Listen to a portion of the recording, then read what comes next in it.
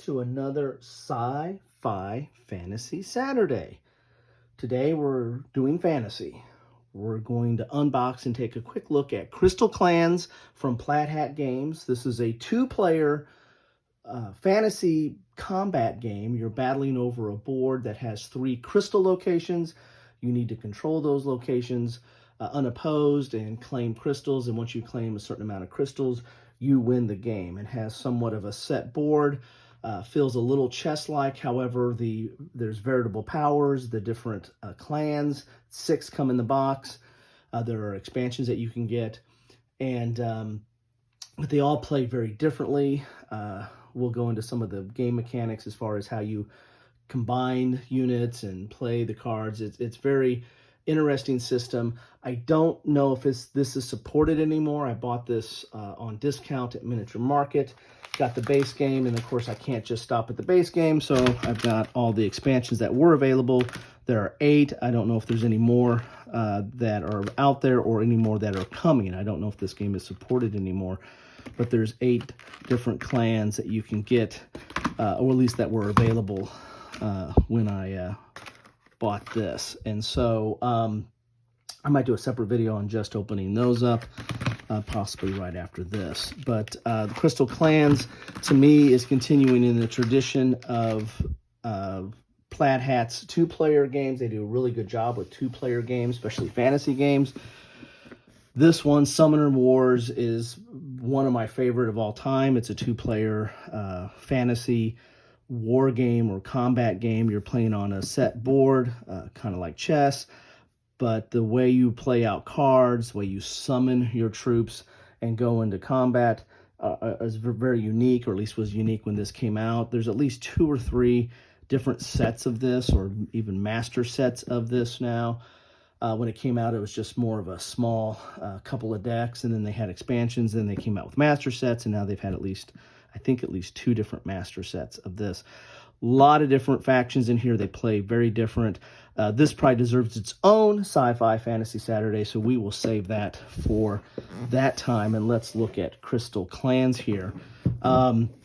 Here's the back of the box, and here, as you can see, the map board, there are 3 crystal locations. You have to control those unopposed, meaning not have the other side present, and then you'll claim a crystal. These crystals have variable powers as well, and then once you claim a certain amount, I think it's 3, I have to check that again, then you win the game. And that's the whole purpose of the game. You have a base, you try to move and then claim these crystals, and there you have it. As I said, there's 6 clans that come in the box. There's all these different expansions that you can pick up. Again, I don't know if this is still being supported, so you might want to pick this up when you get a chance. It might be on discount now. Summoner's Wars, they keep going back to. Crystal Clans, I don't know if they're going to do that.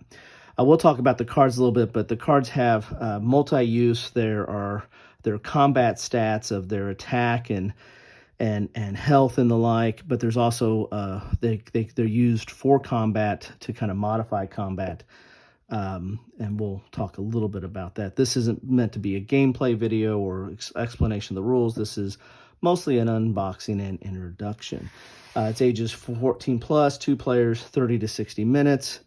You get a game board, initiative token crystal. This got an interesting initiative track. We'll talk about that. That's a little bit like Fighting Formations from that GMT war game. There's some other games that have that as well, but that just, to me, is more reminiscent of Fighting Formations. 6 clan decks, 6 clan reference cards, 2-player reference cards, 15 crystal cards. That's the whole purpose of the game, and a rule book. Let's get inside here and see what we have. As I said, Plaid Hat, they've done other 2-player games as well, and especially in the fantasy realm, and I think they do an excellent job. Again, Summoner Wars might be their claim to fame. This one just didn't get the same love as Summoner's Wars. I think this is a little bit more complicated, but also a little bit more interesting, but also a little bit more static, because the board is kind of set a certain way, and you're always battling over those same 3 sides. So that's your box. Very nice, very sturdy. You get your rule book, which is full color, of course. and is, you know me, I always flip to the back. Looks like it is 15 pages, but that's just credits, really 14 pages of rules. You get your game board, talks about components. Here's your clan card setup, the crystal cards, clan reference. And if we look here at this setup here, you're going to see that you have like the unit name, unit type, summon cost, which is right here. You've got your attack value, which is the red right there. You have your defense value, and you have to do attack over defense. And the way these units, this is really interesting combat system that I think it'd be interesting to see this translated into a historic or a reality type situation instead of a fantasy situation, because I thought the combat plays out very interesting. But you'll have your stack of units. If you play war games, we're all used to that. But then your attack value will take off the defense of the highest one, and then it just keeps going down until you can stop the attack, right? The 6 here is this activation cost. Then you have to activate things to move it or to use its special ability and stuff like that. You have a unit ability, and whatever's on top of your stack, that's the special ability you can use. And then these numbers down here, this is for combat. You'll draw a card, or you'll play a card from your hand, and determining what symbol the other side plays, they'll use the symbol you played, and you'll use the symbol they play, and it will have an effect on combat. So these are kind of like battle cards. So these cards kind of have multi-use. You have the pure combat ability, you have special abilities that the top card gets to use, and then you have this battle card effect or combat effect that you'll play from your hand. So there's quite a bit of strategy that is in here. This is called the battle section, right? So that's the interesting thing about this game that I found. I really like to see this translated into, again, a historical situation. The way those cards are set up, I don't know, for some reason it just tells me that this is crying out to be a war game in some respect. But anyway, here's your game setup. Here's taking a turn. Here's your different actions. You can summon, activate, score, replenish, and invade. And there's also ability to attack someone else's base, or at least move into their home base and kind of stop them from coming out, or at least clog up the works a little bit. Here's an example of battles. It's dual column, full color. And again, not a lot of text, in as much as there's a lot of examples and colored imagery. And then you got your glossary of terms. So really, the glossary goes pretty far because, again, there's some iconography and there's some terms that are on the card, especially for the special abilities for the units. So that's why there's always there's usually a good sized glossary in here. The glossary looks like it goes for like 4 or 5 pages. So the rules themselves are only like 8 to 9 pages. And that's, of course, with graphics. You have the game board, which is mounted. We'll take a look at that.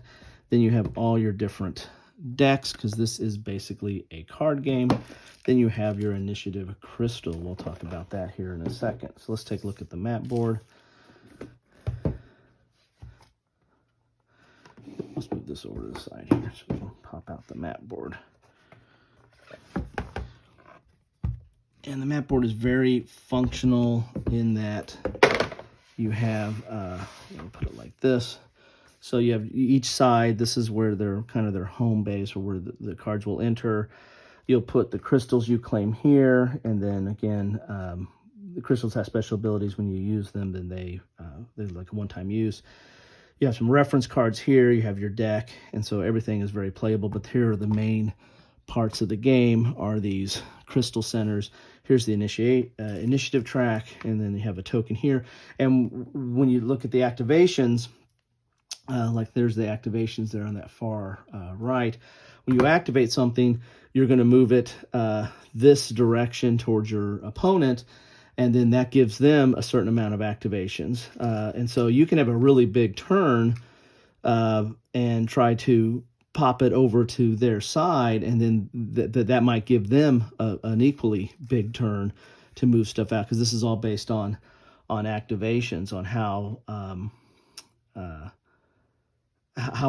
much they can do on their turn is based on what you did on your previous turn. Again, the Fighting Formations by Chad Jensen, which I think is getting somewhat of a reboot now. I think his wife Kai is doing something after his passing away, is doing something more with Fighting Formations now. But that was a very unique system, and with that initiative, and this game has picked that up as well. So again, as I said, between that and the way these combat cards work out, this to me is like trying to be a war game or a historical game. Let's open up some of these decks and see what we have here. As I said, there's 6. Most of these are just the... let's see how I get to that. Thought there was a little tab in there. Maybe not. I'll have to look these over real quick. Give me a second. Okay. Here we go. Pull these out here. So you have 6 clans in here. And there you can tell them they'll have their name on there. Here's the Stone Clan. But there's also a unique symbol plus a color here at the top. That tells you here's the Water Clan.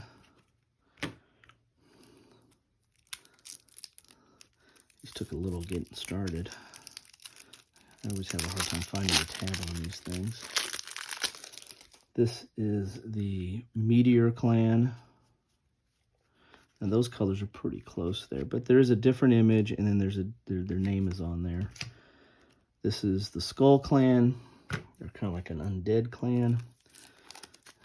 And again, each one of these clans, not only each of the units are totally different or play very different. They have different unique abilities. The clan itself is going to have an overall unique play style, and all the units in it complement it. And again, that's something similar to Summoner's Wars, but they do this in a totally different way. Here's the Blood Clan.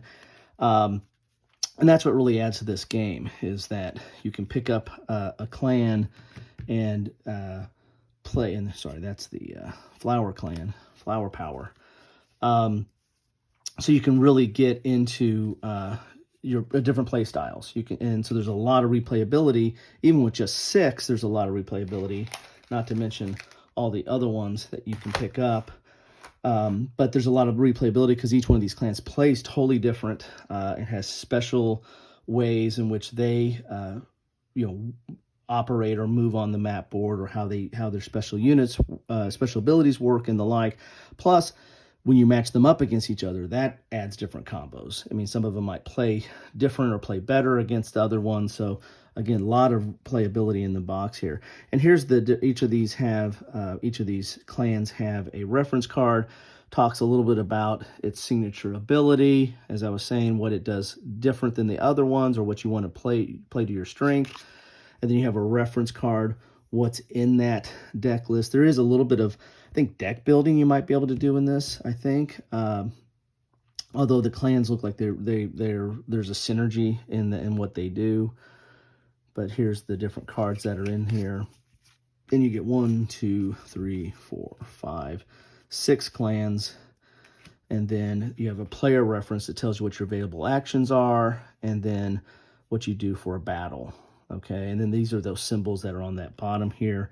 Like whichever you play for your battle card, like if I played this and this person played this, well, I'd read this ability because, this person played this, I would read this ability because this is their symbol, and they would, if I played this, they would read this symbol here because that's the symbol I played. So there's a little bit of strategy there in what you do in a battle as well. It's not necessarily automatic. You just add up all the forces. But you have that little player reference here that helps tell you what to do during the game. Here are the crystal cards, and these have different abilities as well. And you can activate them on your turn. But this is the whole point of controlling these locations and winning these, and that will determine who wins the game.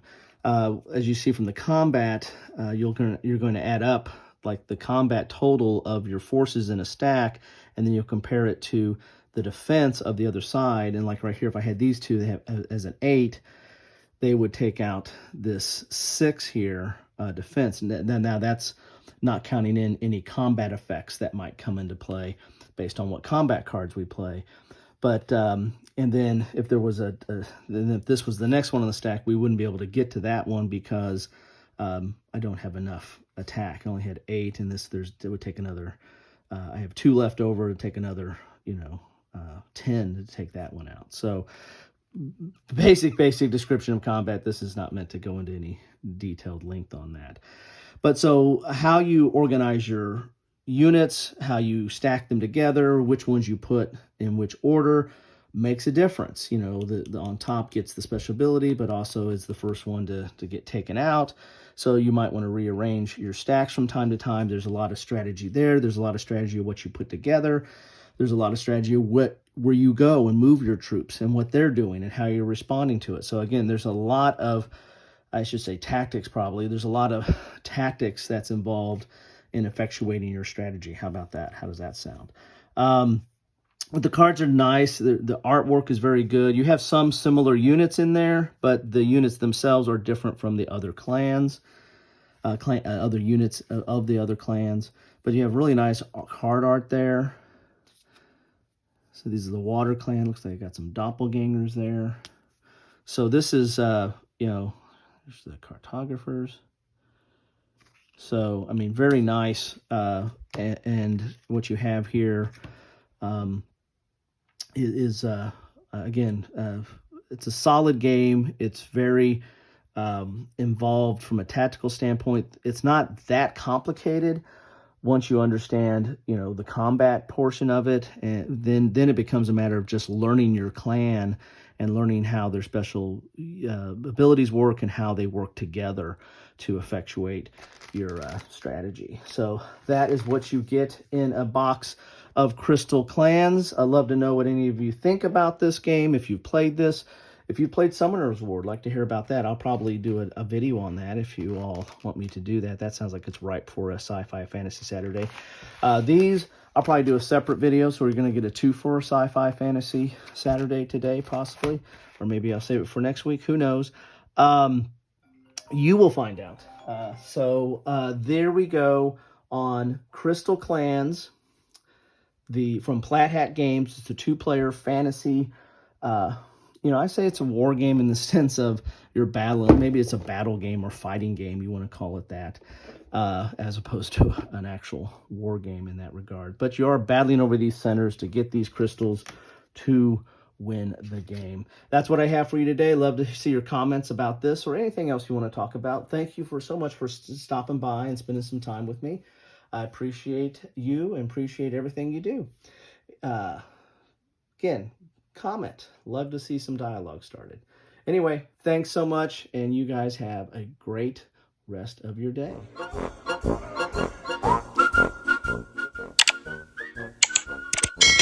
Thanks for watching.